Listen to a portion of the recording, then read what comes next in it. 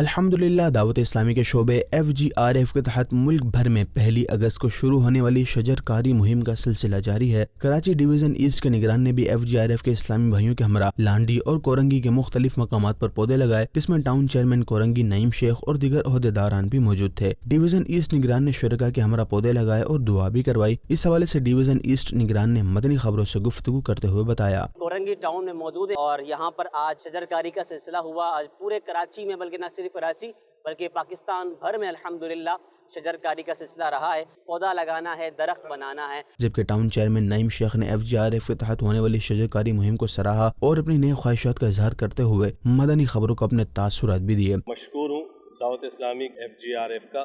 ہمارا MOU سین ہوا ہے کہ کورنگی کے اندر ہم نے شجر کاری مہم کے اندر ہم نے آپس دونوں نے مل کے شجر کاری کرنی ہے اور پودا لگانا ہے۔ پودا لگا کر اس کو درخت بنانا ہے۔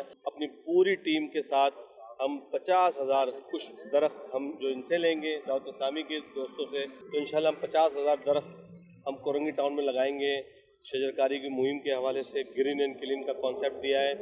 میں مشکور ہوں FGRF کا، یہ بڑا خدمت کا کام کر رہی ہے۔ ڈویژن نگران نے کورنگی ٹاؤن میں بننے والی مدنی کلینک کی برانچ کا وزٹ بھی کیا، جہاں اسلامی بھائیوں نے انہیں کلینک کے مختلف رومز کے حوالے سے بتایا۔ ڈویژن نگران نے مدنی خبروں سے گفتگو کرتے ہوئے بتایا، یہ دوسری برانچ ہے کراچی شہر میں مدنی کلینک کی۔ ویسے تو ہمارا مدنی ہیلتھ کیئر سینٹر عائشہ منزل کے پاس الحمدللہ موجود ہے بڑے اچھے وسیع پیمانے پر، مگر چھوٹے چھوٹے کلینکس علاقوں میں زیادہ سے زیادہ کھلیں، اس کا الحمدللہ کہلیں کہ یہ انیشیٹ لیا گیا تھا۔